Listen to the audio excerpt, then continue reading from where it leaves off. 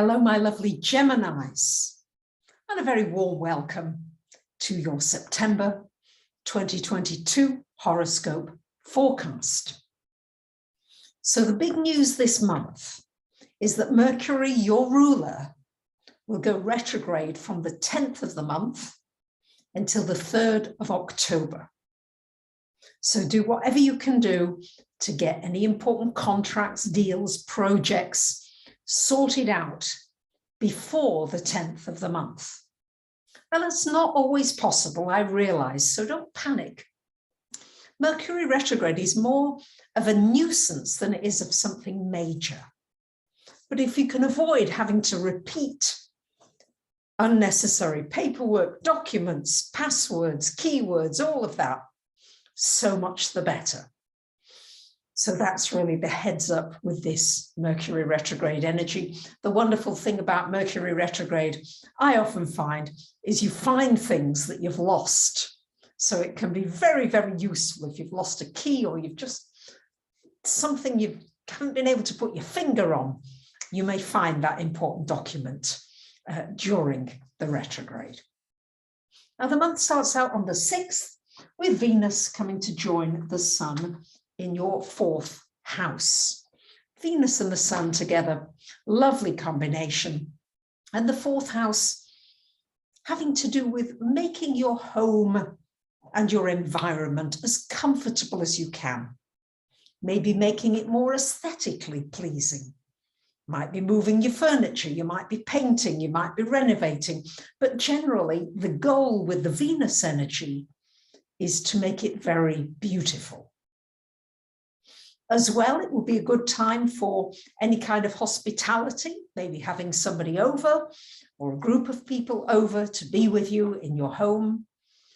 And also just for enjoying your own private space, because the 4th house is also a very private area of the chart. And it could also bring an improved relationship with somebody in your family. Harmony returning to the scene, potentially. Now, on the 10th of the month, we've got a full moon happening here, joining Neptune, resonating Neptune in your 10th house. And on the same day, Mercury goes retro, but let me cover that separately. So full moons have a tendency to shine a light on a situation. And the 10th house has to do with your work area. So some of you may be looking at maybe changing your work direction or changing the way you see your work and your value. It's also, if you don't have a job or you're retired, it's a time just to sensitively look at, well, what do I feel I'm here for? What's my purpose? What's my mission? What are my next steps? What do I need to unfold of a greater potential for me? Am I holding back out of fear rather than tuning in and taking action and doing more of the things that I love? And Mercury going retrograde in this 5th house, at the very end of the month, it will move into the 4th house.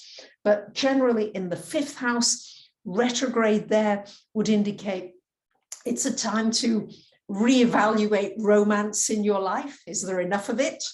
What can you do to add more romance into your world? It's a time to reevaluate.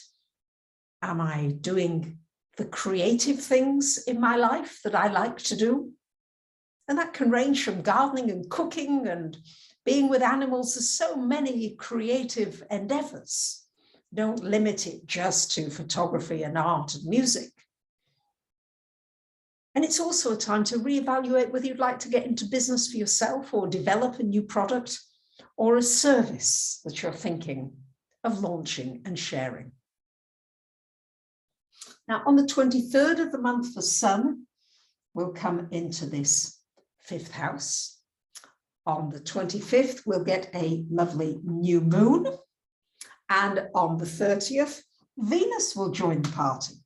So everything as we go through the month, moving into this 5th house, lovely Geminis. And the 5th house is the house of joy. It's the house of children. It's the house where you find the inner child and you nurture your inner child. It's a wonderful time for a new romance, for introducing more romance into your world, for putting a spring into your step, for practicing being joyful, not allowing negativity to permeate your world. Doesn't mean to say that you don't have feelings, you don't experience certain sadnesses or whatever goes on, but that you remember that there's a wider perspective and that there's usually something that you can find where you can uplift yourself and others once more. So there you have it, my lovely Geminis. Mars is going to be in your sign for a long time, many months, until March of next year. So really begin to experiment with, how do I use my energy? Am I using my energy based upon my emotions? Is that what's driving me? If I feel something? Or am I using my mental energy, my intellect, before I take action? These are just questions to ponder and to consider this month and beyond. But I'll talk more about that as the months go by. So thank you for liking, commenting, sharing, and subbing. And I wish you a wonderful month. Bye for now.